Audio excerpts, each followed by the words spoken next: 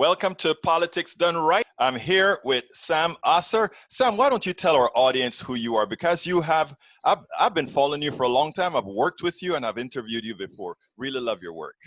Thank you. Yes, I'm Sam. I'm a local independent journalist. I've been doing reporting with Houston for the last, 3-4 years now, in and out of other places. I do progressive reporting at the intersections of class, race, and gender at All Real Radio. My show is called Left of Liberal, and you can follow me at Sam the Mullet. Now, Sam, you were out there in Houston at the protest, I believe, on Friday? It was Friday, yeah. Yeah. Now, tell me a little bit about that, because the protest, it's pretty hard to ascertain, except for places where we have some reporters like Ali Velshi, who's put in the correct context on it. All over, we've been getting some terrible type context. Tell me a little bit about what you saw, and then we'll get into the issue itself. On Friday, I went to, the rally. I didn't do the march from Discovery Green to City Hall. I just showed up at City Hall when it was time. And everything was going pretty well. And then there was the first moment of instigation where there was a crowd over off to the right side of the little fountain pond area that started running. So I went over there to see what was happening. I got 2 reports that it was tear gas and 3 reports that it was a fire extinguisher. Nobody looked like they were harmed in any which way. But then after that, it started going towards the back end of City Hall, where it's like facing Heritage Society and the Hobby Theater. Right. From there, people were holding the line with police. There were a lot of people angry, yelling and whatnot. It eventually escalated going towards 45. People were trying to block off 45. And this is the part that I found really insane while I was going up there. There's homeless encampments around that area. There were a lot of white males taking items from the homeless areas and throwing it at the cops. It was very difficult for me to tell if they were right-wing, left-wing, or cops infiltrating. I wasn't really paying attention to see if they were cops in plain clothes or not, because I just yelled at them and got the homeless items back to the encampment.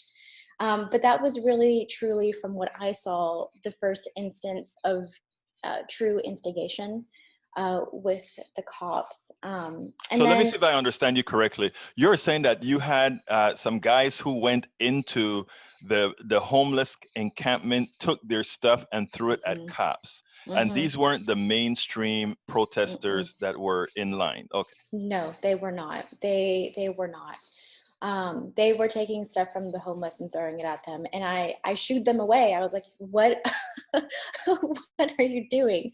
But this is like what, people talk about, like instigators and infiltrators. This is common behavior, right? So anyway, after that, people started going under 45 to get to the other side. Some woman fainted on the other side. One of my friends, V, got arrested. She's with Belly of the Beast Media. There's live video all over Belly of the Beast Facebook. She got arrested, tried to go get her. Cops were ready to baton me. I have video of that. And then, we were trying to hold the line with the cops there. After that moment, the protest really started going towards 45. As the night went through, different parts of downtown were shut down. So we had part of it was 45, the Capitol exit shut down. A lot of Main Street was shut down. It actually got to the point where the west-east train that's there stopped. They pulled the train. That's the one that crosses Main, right? Mm-hmm. Okay. Yeah. Those were stopped working. Well, they didn't stop working. They just pulled it back. They stopped operations. And then as the night, Friday night, I was there until about 2:30 a.m. and things were still going on. By that point, it was a mix of white and Black people doing looting type activities. There was a lot of instances where there were cops in plain clothes asking me and other activists what the plans were and whatnot. And in that instance, for people who don't know, you feed them false information. You don't want to escalate and be like, look here, we got a cop, because you're setting yourself up Right. for issues. You really just want to de-escalate and give them So you did all have a whole lot of information. plainclothes cops infiltrated, Hmm. making believe they were part of the activism or the Yes. protest. Yes. And for people who are like, well, how can you tell? It's all in the boots, their shoes, and most often than not, they're also wearing a wire that you can see under their shirt. But the boots is always, and then like they'll come up to you, and it's almost like kind of cartoonish, because they'll be like, oh, well, what's happening over here? Like, what's going on? Like, do you know what's gonna happen next? Like, like there's, I don't know, there's like a vibe that you can Right. tell. You actually get a feel for it. Absolutely. Yeah. So at one point in the night, McKinney and Fannin was completely shut down. The cops had the protesters completely surrounded. And I do have a couple of friends who were in there, and I got reports out of there saying that they were not allowed to leave that crowd space unless they showed the cops their ID and allowed the cops to take a picture of them. That is a report that I got. I got that report at about 1:30 in the morning. Yes, that was definitely happening. You were allowed to walk away with those things done. And if you didn't, you were arrested. They were placed into a garage that was nearby. It's like 111 Main Garage. I have it on my Twitter, the actual address. But they were putting them in the garage and then putting them into buses and shipping them. I got reports that they were shipping them to the library to be detained and then processed. And then I got reports that they were shipping them just to the precinct. Now, something to also remember during this time is like we're in a pandemic. Right. So, of course, during this entire protest, there was no sanitation, there was no social distancing. But to even exacerbate all of it, in the detaining areas, the cops, all of that, the cops weren't taking any precautions. The cells that people were being held in were not being sanitized. Some people were released today from released yesterday, and some are still trickling out today from Friday's arrests. And people did get arrested last night too. They were also corralled at Preston and Travis, I think it was. I didn't go last night, but Right. I was still getting reports from the street. Yeah, it was. So let It me was see. crazy. When these people were locked up, did they have their masks on, or were they just in there? And did the cops have masks on, or were they just there? Very few and far between. There were some people who did have masks on, but once they were detained, the mask came off because the cops wanted to see their face. The cops hardly had masks on. There were some that did, but again, it was few and far between. Now, what kind of, I have some videos that I show, and I don't know how real these are. I don't know what street it was, going down the street and busting up windows in every street. Was that the protesters, or were those infiltrators? That I cannot, I have no idea. By the time I got to the scene where there were busted windows, I was running late. Right. I wasn't in that area. I had some friends who were dehydrated and hadn't eaten very well that day, so we had gotten some food, took some self-care breaks between between the action. So by the time we got to the windows, it was just already done. There's this one video that I saw where it was like a white guy by himself in black clothes doing the windows. And that's another thing. Usually people who go to these things aren't by themselves, Right. right? They're usually with a group of people, because they understand that is the safest way to go about it. So seeing somebody by themselves just kind of smashing a window is a huge red flag. I mean, it happened actually in Minneapolis as well, where there are videos out there with a guy who that's all he did. He came, smashed windows, and walked away. Instigation, you know? Yes. Yeah. So it was a crazy night. And the craziest thing about it too is overall there's a fundamental lack of education on how to function together as an activist like group, as a protest group, because the cops have methods that they actively put in to separate groups of people. At one point last night, it was like 1:30 in the morning, there was a group of about 40 people holding the line, and I was holding the line with them, but then I saw the cops actively moving and separating the groups to divide the lines. So I got out of the line because I didn't want to get arrested, and I tried telling people, like, hold the line, hold the group together. But a lot of people don't understand The procedures. the procedures, like you have to keep the group together as best as you can, because the moment that they divide you, that's when they nab you, right? They Right. were arresting jaywalkers last night. Well, they weren't even jaywalking, just people who were straggling by themselves. They were arresting. I saw them arresting homeless people Friday night as well. People who weren't even actively protesting. So I there's a know lot of it's stuff. difficult. Let's talk a little bit now about the actual event. What were your thoughts the very first time you saw that video? Which The video video? of George Floyd being held down. What were your? So I didn't watch the video. Mm-hmm. I didn't share the video. As Why you is that? know, As a reporter, well, why is that? well, as a reporter and also as a white passing person, it perpetuates. It's very triggering, very PTSD. The video's everywhere, and people can reference it and people will know what you're talking about. I don't need to aid in the PTSD and trauma of Black people as a white passing person. That is how I approach it. I don't necessarily know if it's the right way Mm-hmm. or the most beneficial way, but every time I've talked to people about it or have done any slight reporting on it, people already know the video. Right.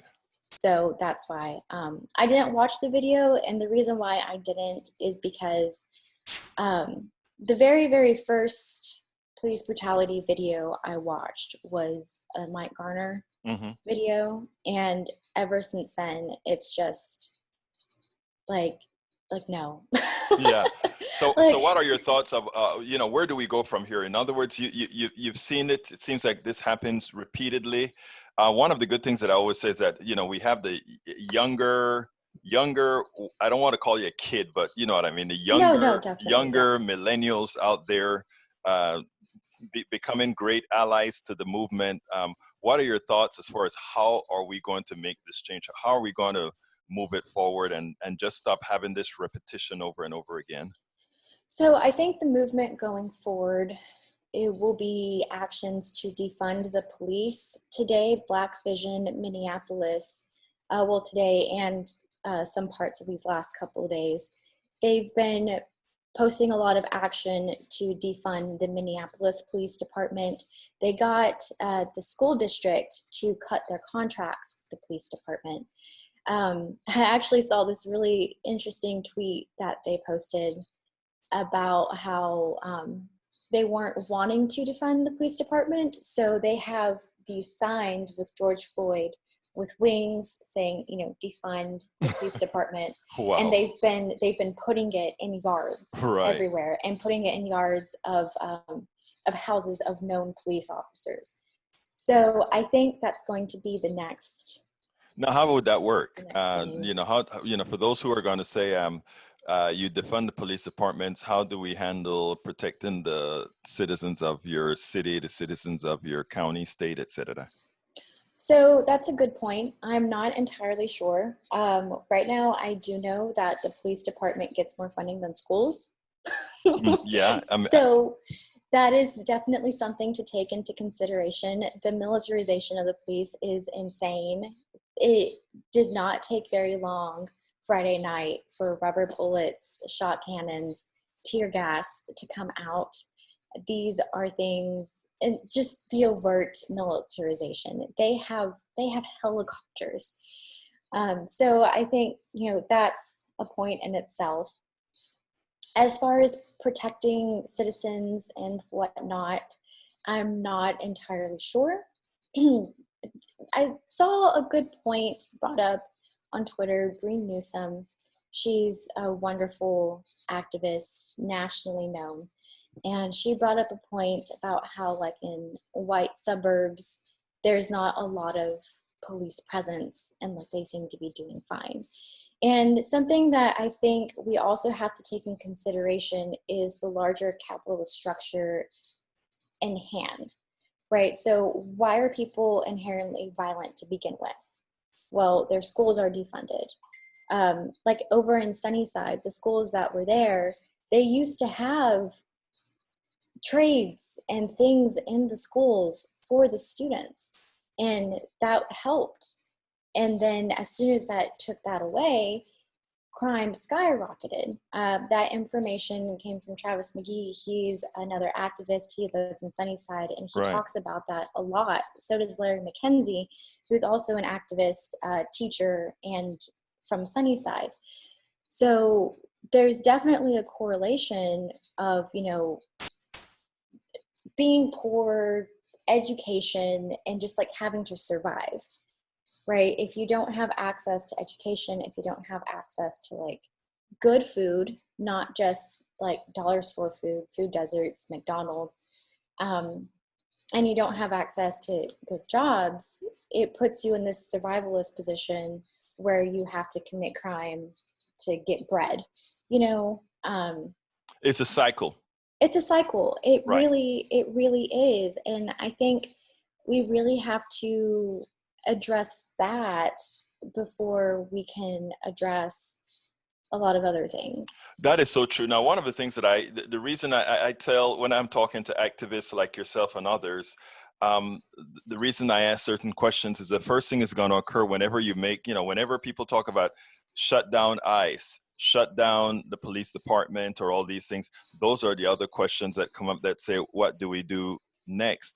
One of the things I always work on with activists is say, okay, let's also, as we know what we need to rid ourselves of, let's also know, like you explained in the having what we have to do to mitigate some of those issues as well. Yes, we have to improve the schools. Yes, we have to demilitarize the police department.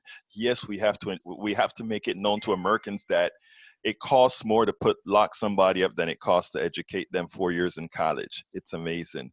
And these are things that so very few really understand, because you mentioned the key word there, capitalism. It is more favorable to capitalism to lock people up because there's more money flow than to educate them and have them be successful citizens. Well, and it's not just that.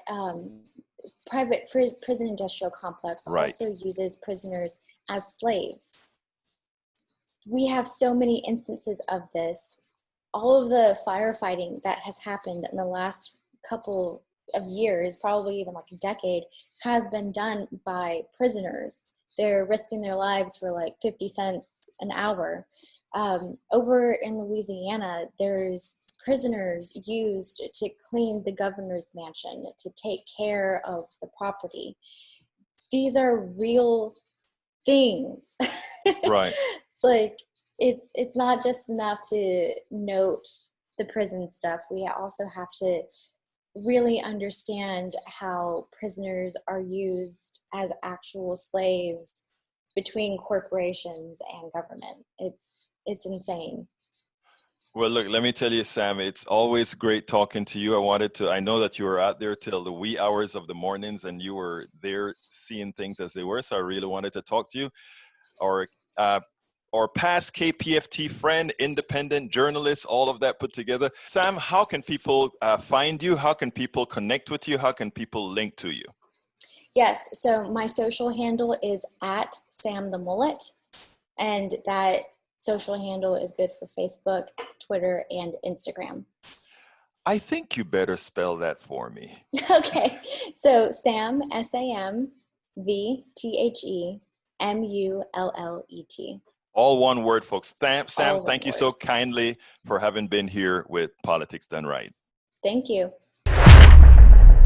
I'm Egberto Willies, host of Politics Done Right, an independent news program. I post several news videos of interest every day. I ask you so kindly to subscribe to my channel, and please leave me some comments. Thank you very much.